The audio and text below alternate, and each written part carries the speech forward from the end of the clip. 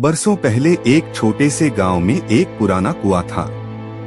गांव के बुजुर्ग हमेशा कहते थे, सूरज ढलने के बाद इस कुएं के पास मत जाना। लेकिन किसी को कभी वजह नहीं बताई गई। एक दिन शहर से अर्जुन नाम का युवक अपने दादा के पुराने घर में रहने आया। उसने गांव वालों की यह बात सुनी तो हंस पड़ा। आज के जमाने में भी लोग भूत प्रेत की बातें करते हैं। उस रात ठीक 12 बजे अर्जुन टॉर्च लेकर कुएं के पास पहुंचा। जैसे ही उसने कुएं के अंदर रोशनी डाली, उसे नीचे से किसी बच्चे के रोने की आवाज सुनाई दी। अर्जुन घबरा गया, लेकिन उसने हिम्मत करके रस्सी नीचे डाली। तभी अचानक रस्सी किसी ने जोर से खींच ली। वह पीछे गिर पड़ा। जब उसने दोबारा कुएं में देखा, अंदर कोई नहीं था। अगली सुबह पूरे गांव में खबर फैल गई। गांव का सबसे बूढ़ा आदमी अर्जुन के पास आया और बोला, तुमने पहली गलती कर दी, अब दूसरी मत करना। अर्जुन ने पूछा, आखिर सच क्या है? लेकिन बूढ़ा बिना जवाब दिए चला गया।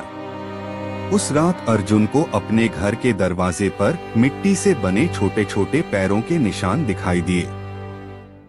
वे निशान सीधे उसी कुएं तक जा रहे थे। डरते हुए भी अर्जुन उनके पीछे चल पड़ा। कुएं के पास पहुंचते ही उसे एक पुरानी लोहे की पेटी दिखाई दी। उसने जैसे ही पेटी खोली, उसमें सोना नहीं था, बल्कि एक पुरानी डायरी थी।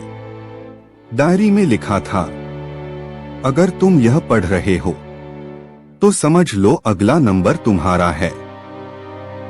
अर्जुन के हाथ कांपने लगे। डायरी में गांव के उन सभी लोगों के नाम लिखे थे जो पिछले 40 सालों में रहस्यमय तरीके से गायब हो गए थे। सबसे आखिरी खाली पन्ने पर धीरे धीरे खुद ब खुद एक नया नाम उभरने लगा। वह नाम था अर्जुन। अर्जुन डरकर भागा, लेकिन घर पहुंचकर उसने देखा, दीवार पर टंगी अपने दादा की तस्वीर गायब थी। उसकी जगह एक नया फोटो लगा था। उस फोटो में अर्जुन खुद खड़ा था और उसके पीछे वही पुराना कुआं दिखाई दे रहा था।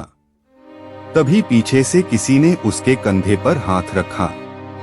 अर्जुन ने मुड़कर देखा, वहां उसके दादा खड़े थे, लेकिन उनके पैर जमीन पर नहीं थे। दादा मुस्कुराकर बोले, तुम्हें सच जानना था ना? अब तुम भी इस रहस्य का हिस्सा बन चुके हो। अचानक पूरा घर अंधेरे में डूब गया। अगली सुबह गांव वाले अर्जुन के घर पहुंचे। दरवाजा खुला था।